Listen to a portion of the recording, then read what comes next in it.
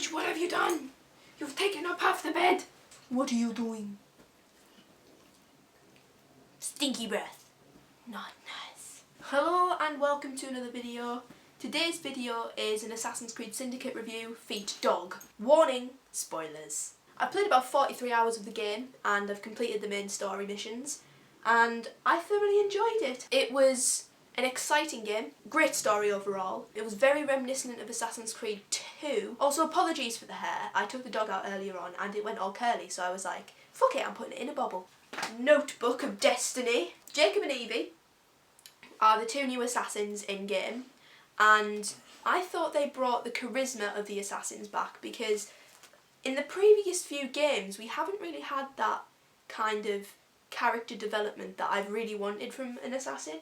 Whereas in this one, it was so well thought out. The relationship between Evie and Jacob, you can relate to it if you have a brother or a sister, which is what I really wanted from it because I have two older brothers, and in it they kind of have their differences, but at the same time they're family and they still look after each other. They had two different contrasting ideals, which also led to the story. Jacob wanted to take over London basically and have it as an assassin stronghold, but Evie was there mainly to find a piece of Eden which is called the Shroud of Eden. But in the end they both get what they wanted in a sense. The cutscenes were a lot more entertaining than previous Assassin's Creeds, mainly because of the new characters, but also because of the people who you meet throughout the game. In it you meet people like Alexander Graham Bell, Queen Victoria, Florence Nightingale, Charles Darwin, Charles Dickens, Karl Marx, Winston Churchill, we'll get onto it, and Mr. Lord Cardigan. If you don't know who Lord Cardigan was, he was a big general during the Crimean War and he led a lot of battles, and his most famous one is the Charge of the Light Brigade. You can look into if you want to. I had to study it in history at A level. I mentioned that I met Winston Churchill in game, and this was mainly because there was a helix glitch in game which sent you to World War I, which is why a lot of people who've played the game are now saying that this World War I helix glitch could lead to the next game in the franchise, which could possibly be a World War I Assassin's Creed game.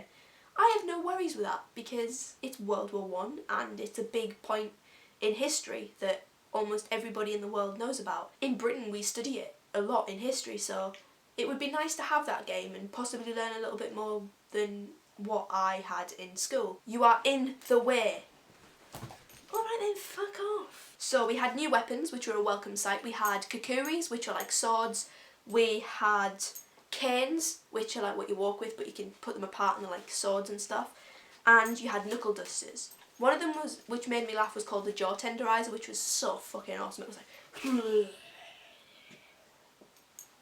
you have different leveled weapons as well, so as you level up with your skill points through the game, you can use the better weapons. So obviously you're not going to play a level 9 weapon as a level 3 player, because that just wouldn't work. Because Jacob wants to take over London, we have this gang that he creates called the Rooks. As you unlock different boroughs, you unlock more Rooks, so you can recruit them more and use them to fight the Blighters. Within that we had things called gang upgrades, which is where you could make your Rooks a higher level, or you could get things for cheaper on the black market by having people work for you within the black market.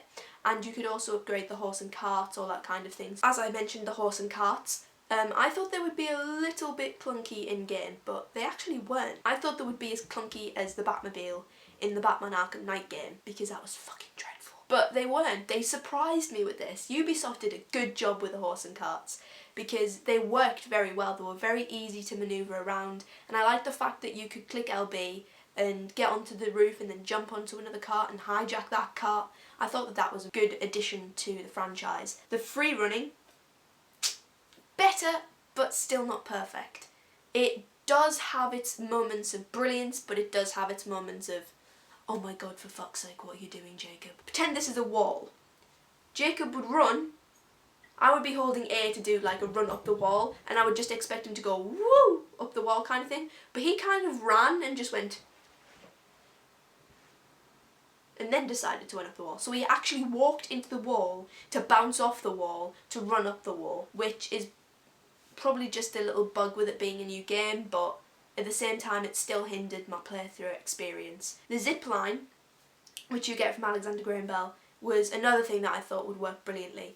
But it had its moments of brilliance, and again it had its moments of being fucking stressful. With the zipline, you click LB to fire it and to go down, but you have to be stood in a certain position to get to the rooftop you want to. It would be much nicer if you had the free range of aiming where you want to shoot it yourself. That would have been a nicer way for the zipline to work, but again, I don't know whether Ubisoft will make that as an update or something, I have no idea. The look of the game was beautiful. It was just perfect. It just gave you this feel of Victorian London, which is what they wanted from it probably. And the Thames, I loved running around the Thames and jumping over the boats to get to other boats and then get to the blighter boats and steal their shit. The map was huge, not as big as previous maps like Black Flag, but Black Flag was fucking enormous.